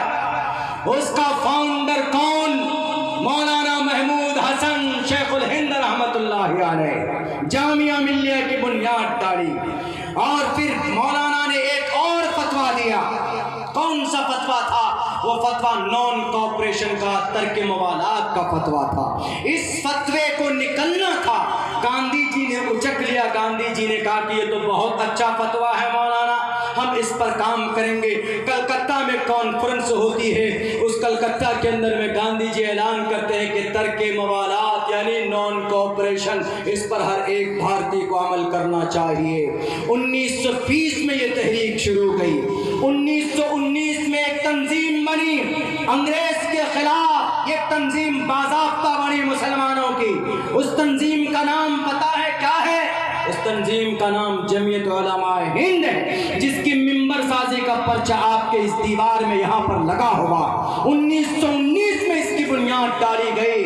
1919 से लेकर आज तक ये तंजीम काम कर रही है इस प्लेटफॉर्म से। 1919 के अंदर एक बड़ा हादसा हुआ। कहाँ?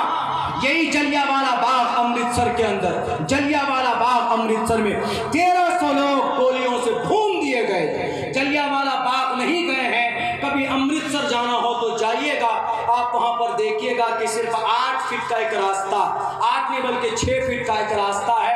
पूरे जलियांवाला बाग में एक ही वो रास्ता, अंदर से बहुत बड़ा।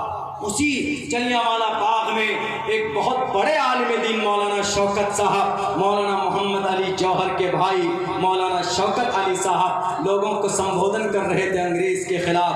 पीछे से वो जनरल डायर, वो पीछे से गोला मशीन गन लगा दिया। कहाँ पर? उस गेट के ऊपर के भागेंगे तो कहाँ भागेंगे। और उन्होंने जो मशीन गन चालू की, जब तक मशीन गन के गोली नहीं खत्म हो गई तब तक उन्होंने गोली चलाना बंद नहीं किया। लाशों के ढेर लग गए। एक कुआं है वहीं पर एक साइड में, मैं गया हूँ पिछले साल, मेरा वहाँ जाना हुआ है। एक कुआं है, उस कुएं में आधा कुआं भर गया था, लाशों से गोलियां चलाई गई उस पर। उसके बाद कोने में लोग भागने लगे तो उस कोने में आज भी गोली की सुराख है, आज भी ऐसे चूने से उसको सर्कल बना दिया गया है। ये निशानात हैं इस देश को आज़ाद करने में हमारे उलमाए किराम की कुर्बानियों के, ये निशानात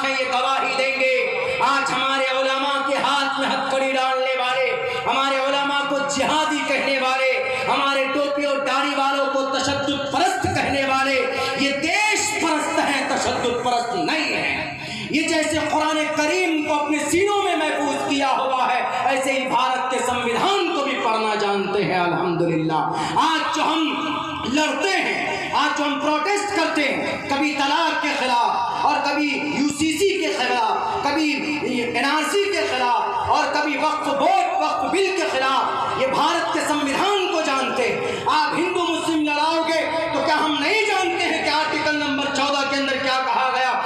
आर्टिकल नंबर 14 में कहा गया इक्वालिटी बिफोर लॉ और the equal protection of the laws within the territory of India. भारत के सारे लोग बराबर हैं।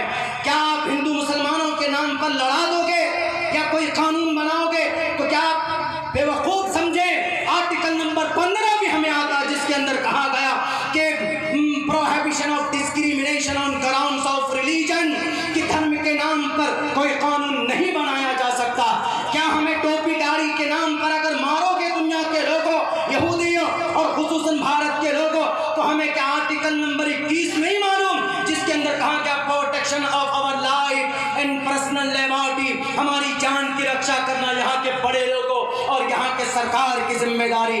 क्या हमारे मस्जिद, मदरसा, कुरान, इनके ऊपर कोई कानून बनेगा तो हमें आर्टिकल नंबर 25 नहीं मालूम है? Freedom of conscience and free profession and practice propagation of the religion, जैसे हमें कुरान याद है, अल्हम्दुलिल्लाह ऐसे संविधान के आर्टिकल को भी लोगों के सामने पेश किया जा सकता। ये खुली मोहब्बत की दलील नहीं तो और क्या है मेरे भाइयों? बहरकैफ कुछ ऐसे फसादी लोग आए हैं, अल्लाह उनको हिदायत दे, वरना हमारा जो प्लेटफॉर्म है उलमाए किराम का, शरीयत का, इससे बेहतर प्लेटफॉर्म हमारी नज़र में कोई नहीं है। चूँकि ये लोग शहीद हुए अपने देश के लिए, इसीलिए इनका चर्चा करना मैंने बहुत ज़रूरी समझा। वरना 1920 के बाद जो हिंदू मुसलमानों ने इत्तिहाद पेश की, अगर वही इत्तिहाद आज कायम हो जाए, आवाम में कोई गड़बड़ी नहीं, कुछ लोगों में गड़बड़ी है जो शराब की थैलियाँ दे दे कर लोगों को लड़ाते हैं। वरना क्या ऋग्वेद, यजुर्वेद, सामवेद, अथर्ववेद, रामायण, महाभारत, गीता पढ़िए, इनके अंदर भी बहुत अच्छी बातें हमारे हिंदू भाइयों के अंदर लिखी गई है। उसके अंदर क्या फ़र्क है भाई? हम एक अल्लाह को मानते हैं, कुरान की आयत पढ़ते कुल हुवल्लाहु अहद अल्लाहुस समद लम यलिद वलम यूलद वलम यकुल लहू कुफुवन अहद। हमारे हिंदू भाई इसी को ब्रह्मा सूत्र के नाम से पढ़ते, एकम्मा ब्रह्मा द्वितीयो नास्ते नहना नास्ते किंचन। हम क़यामत की बात करते हैं कि भाई क़यामत आएगी, यौम यफ़िर्रुल मर्उ मिन अख़ीही व उम्मिही व अबीही व साहिबतिही व बनीह। हर आदमी परेशानी के आलम में मुब्तला होगा। या अय्युहन्नासुत्तक़ू रब्बकुम इन्न ज़लज़लतस्साअति शैउन अज़ीम। क़यामत का अक़ीदा कुरान में है, यही अक़ीदा गुरुर पुराण में भी है। ओम पूर्णमिदः पूर्णात् पूर्णमुदच्यते पूर्णस्य पूर्णमादाय पूर्णमेवावशिष्यते। हम कहते हैं कि अल्लाह एक है, अल्लाह का कोई बेटा बेटी नहीं। हम पुराणों में भी वही लिखा है, न कच्चित पतरस्ती लुके न चिस्तान वच्चितिस्य लिंगम सकारनम कर्णाधिपाधिपो न चास्य कच्चित जनिता न चादिपा। यही पैगाम उसमें भी है। हमारा कुरान कहता है कि 1 मिनट तुम्हारा लिखा जाता है, एक एक लम्हा। ला युगादिरु सगीरतन वला कबीरतन इल्ला अहसाहा। जितने भी हमारे नौजवान हैं 14 साल की उम्र से लेकर मरने तक, आपका एक एक लम्हा लिखा जाता, आपका एक एक मिनट लिखा जाता है, सब कुछ छोड़ा नहीं जाता। यही चीज़ कही गई है, युनः पिता जनिता यु विधाता धामानि वैद्भुवनानि विश्वायुदेवानां नामदायक इवतम संप्रश्नम भूनायन्तयन्या। यही बात उसमें भी लिखी गई कि मरने के बाद ईश्वर के सामने आना है और कहना है कि हम इतने मर्तबा मुखिया रहे, ये ईश्वर हम एमपी रहे। तो ईश्वर कहेगा एमपी बाद में, पहले मुखिया में जो घोटाला किया वो बता, मुर्गा बना दिया जाएगा, वहाँ हिसाब किताब होगा। युना पिता जनिता का यही मतलब है हर किसी के लिए। मुसलमान का तो ज़्यादा है, मुसलमानों के लिए तो अल्लाह के नबी एक हदीस पेश करते हैं कि क़यामत में सवाल होगा, उम्र के बारे में पूछा जाएगा, वान उम्रिही फीमा अपना, उम्र कहाँ बिता कराए। लेकिन हमारे जो नौजवान तबका जो सोशल मीडिया में एकदम मस्त पड़े रहते हैं, हर वक्त अपनी जवानी को बर्बाद करते हैं, उनके लिए कहा गया वान शबाबी फीमा अबला। अपनी जवानी यानी 15 साल से लेकर 45 साल या 50 साल जवानी है, नौजवानी से जवानी, यंग ब्लड है, हर चीज में एकदम बिल्कुल पुरजोश हो जाते हैं हमारे नौजवान, क्योंकि खून गर्म होता है उनका, आगे पीछे कोई परवाह नहीं करेंगे। देखते हैं ना, बाइक पे बैठते हैं, बाइक में भले ही 100 सीसी की बाइक को उसको एकदम 150 की स्पीड पे भगाने की कोशिश करते हैं, फिर सड़क पे चलने के बजाय वो बाइक कहीं और नदी किनारे पे चलने लग जाती है। तो ऐसा वान उम्र ही फीमा अबला, जवानी कहाँ पुरानी करके आए।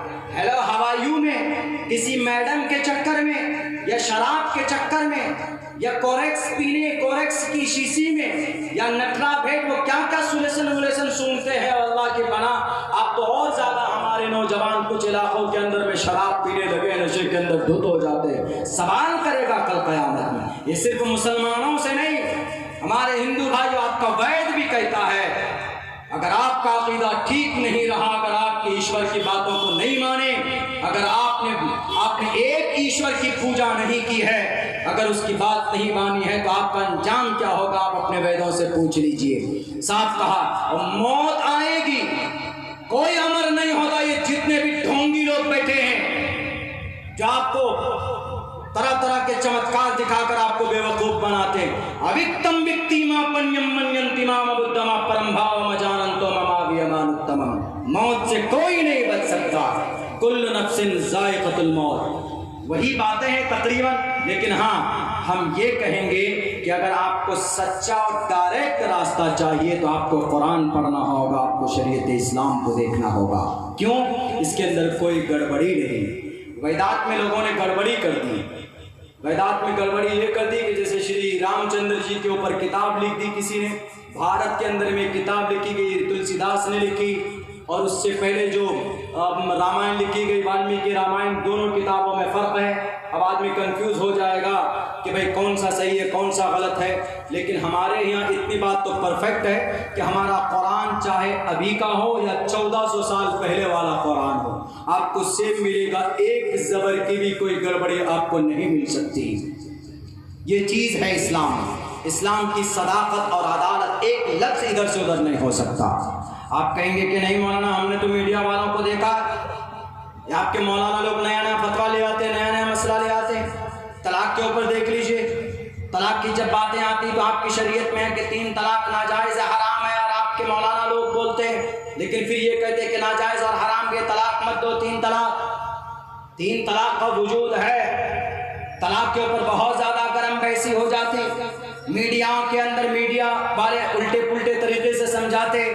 देखिए, हमारी शरीयत का पैगाम, हमारा मसला हमारे उलमा से बेहतर कोई नहीं समझा सकता। आलिम दीन अपनी तरफ से कोई बात लोगों को नहीं कहता, यहाँ तक कि नबी भी अपनी मंशा की बात नहीं कहता, बल्कि वमा यंतिक़ु अनिल हवा, जो अंबिया नबी और रसूल होते हैं, वह अल्लाह की तरफ से बात, उनके पैगाम उन तक पहुँचता है तब वो बोलते हैं। यही बात ऋषि मुनियों के ताल्लुक से भी कही गई कि ऋषि मुनि, अगर वो ऋषि मुनि सच में अवतार है तो अवतार अपनी तरफ से कोई बात नहीं कहता, बल्कि ईश्वरीय करण से उनको ईश्वरीय मैसेज दिया जाता है, तब जाकर वो ईश्वानी होती है, तब जाकर वो लोगों के बीच में पैगाम रखते हैं। तलाक का मामला है, इस्लाम में तलाक इतना आसान नहीं है जितने हमारे कुछ लोगों ने फोन पे झगड़ा हुआ बीवी को बोल देते 1 2 3 तलाक जाओ। इसीलिए इस पर मोदी जी कानून लेकर आए, वरना इस्लाम में तलाक देने की जो खूबसूरती वो दुनिया के किसी धर्म में नहीं। यहूदी धर्म में ऐसा है, क्रिश्चियन में, नसारा जिसको हम बोलते हैं, इसमें इतनी सख्ती है। अगर आपने शादी कर ली और आप दोनों की नहीं जम रही है, मियाँ बीवी की लड़ाई कर रहे हैं, झगड़ा कर रहे हैं, हमेशा लड़ते रहे, कभी किसी के ऊपर हाथ उठा देते हैं, बच्चे हैं, गलत असर पड़ेगा बच्चों के ऊपर। तो ऐसी सूरत में क्या करना चाहिए? अगर वो चाहेंगे कि भाई हम तलाक ले लें, तो वो अपने धार्मिक रोशनी में तलाक नहीं ले सकते। कानूनी तौर पर भी जाएंगे तो कहीं पर 1 साल, कहीं पर 2 साल, कहीं पर 5 साल लग जाता। तो शरीयत ईसाई में, शरीयत नसारा में, यानी एक मर्तबा आपने शादी कर ली तो आप उसको जिंदगी भर कभी डिवोर्स नहीं दे सकते, आप उसको तलाक नहीं दे सकते। जैसी भी बीवी मिली है उसको लेकर आप चलिए। यहूदी में अलग है इसका। यहूदी में ऐसा है कि आप अपनी बीवी को मोहतरमा को बिठा कर लेकर गए सीतामढ़ी के किसी मॉल में शॉपिंग कराने के लिए, वहाँ बीवी में आप में झगड़ा हो गया और आपकी बीवी कम खूबसूरत थी, दांत उसकी थोड़ी सी उठी हुई थी या कोई और गलत वो थी, आप परेशान हैं। बीवी की खूबी उनकी अच्छाई मर्द ही जान सकता है, लेकिन सामने में कोई बहुत हैंडसम नहीं बोल सकते, कोई ब्यूटीफुल गर्ल दिख गई, अच्छी लड़की दिख गई, उनको ब्यूटीफुल खातून दिख गई।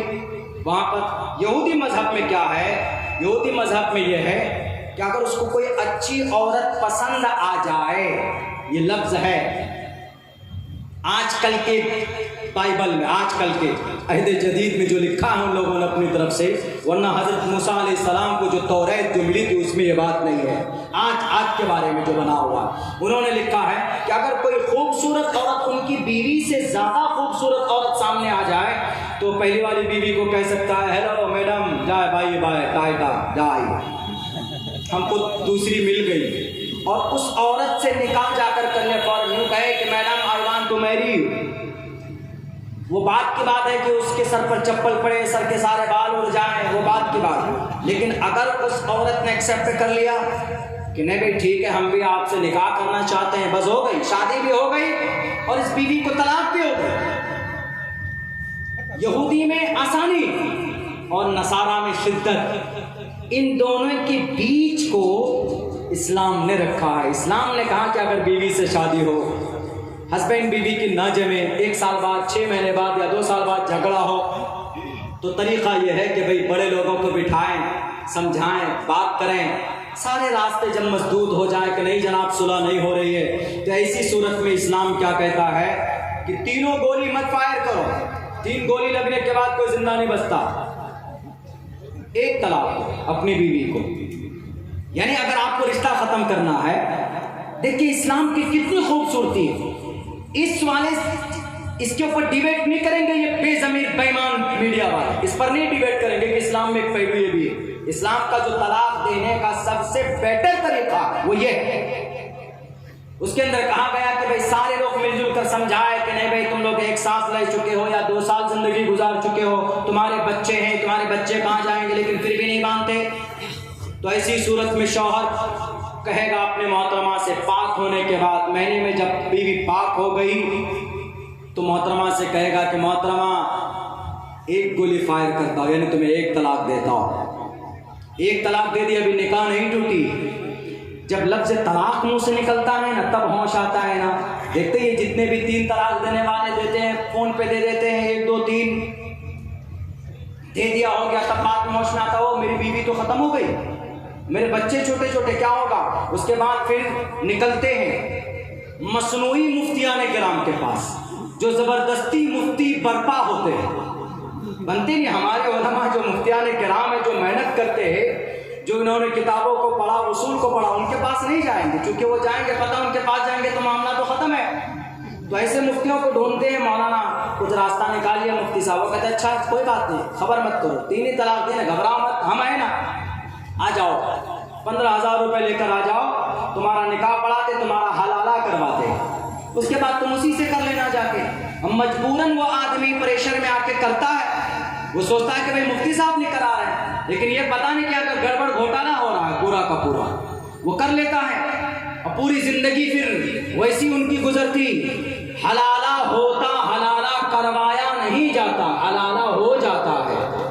और तलाक जो 3 तलाक देने की जो वो है, इसीलिए कहते हैं कि तलाक को समझिए। जब आपने 1 तलाक अपनी बीवी को दी है तो तलाक लफ्ज़ तलाक निकलते ही फिर औरत को महसूस होता है कि नहीं भाई हमको तलाक पड़ने वाली, 1 तलाक हो गई, मेरी जिंदगी खत्म हो जाए कि मैं कहाँ जाऊंगी। हो सकता है कि बाद में तौफीक मिल जाए, 10 दिन बाद, 15 दिन बाद, 1 महीने का टाइम मिलता है सोचने विचारने का दोनों को। तो इस 1 महीने में अगर एहसास हो जाए दोनों को कि नहीं हम तलाक नहीं ले सकते, तलाक नहीं दे सकते, तो क्या है, आप बीवी तो निकाह में, तो फौरन बीवी के हाथ पकड़ो, उनको किसी होटल में लेकर जाइए, खाना खिलाइए, हो गया, मामला सेट हो गया, तलाक वापस हो गई, बीवी है आपकी, कोई निकाह नहीं, कुछ नहीं। लेकिन चलिए अगर आपने 1 महीना नहीं सोचा अपनाइए, फिर आपको 1 महीने का टाइम मिलेगा। यानी आपको सोचने समझने के लिए कई महीने मिल जाते हैं और कई महीने में फैसला हो जाएगा।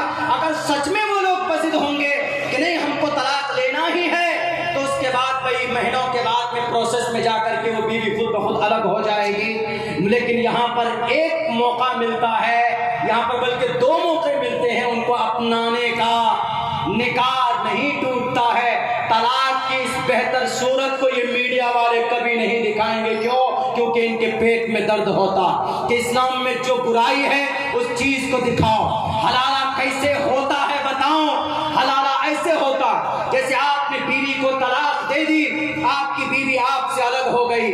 अब उस बीवी ने सोचा मेरी जवानी बाकी है, मैं किसी से रिश्ता करना चाहती हूँ। उसने किसी और से निकाह किया, इत्तेफाक से उसका शौहर वहां पर पहले वाले से ज्यादा बुरा निकल गया, या उसका शौहर का एक्सीडेंट हो गया, या किसी वजह से मौत हो गई। अलबत्ता वो भी शौहर उसका खत्म हो गया, फौत हो गया इस दुनिया से। अब उस वो बीवी सोचती है कि यार कुछ भी था, मेरा पहले ही वाला शौहर ठीक था। तो अब ऐसी सूरत में ये पहले वाले शौहर से निकाह कर सकती है। ये जो दूसरी शादी इसकी ही दूसरा निकाह हुआ, इसको हलाला माना जाता है। हलाला होता है, हलाला करवाया नहीं जाता है।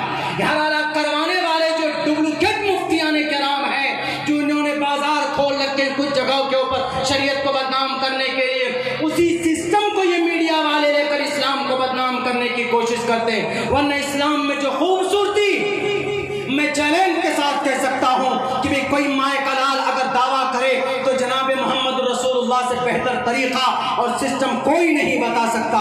जनाबे मोहम्मद रसूलुल्लाह सल्लल्लाहु अलैहि वसल्लम इंसानियत के मुजस्समा थे।